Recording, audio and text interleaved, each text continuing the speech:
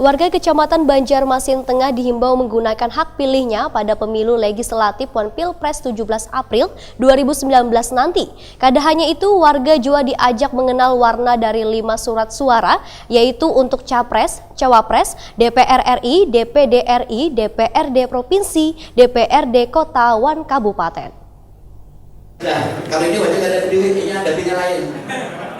Warga Kecamatan Banjarmasin Tengah dihimbau menggunakan hak pilihnya pada pemilu legislatif Pilpres 17 April 2019 nanti. Himbauan wan ajakan jangan golput tersebut disampaikan bubuhan calon anggota legislatif dari Partai Golkar Kalimantan Selatan yang menggelar silaturahmi wan tatap muka dengan warga Kecamatan Banjarmasin Tengah di Rumah Makan Soraya Jalan Simpang Telawang Banjarmasin malam Minggu 23 Februari 2019.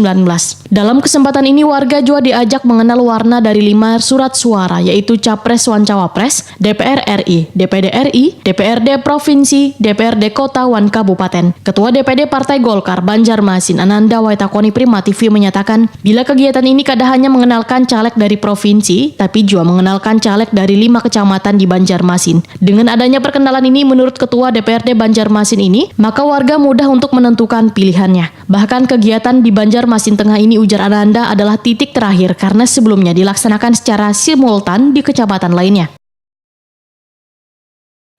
Jadi kami ingin mengenalkan ini loh, caleg Partai Golkar silahkan dipilih sesuai dengan hati nurani, yang mana yang sesuai dengan keinginan. Jadi seperti itu.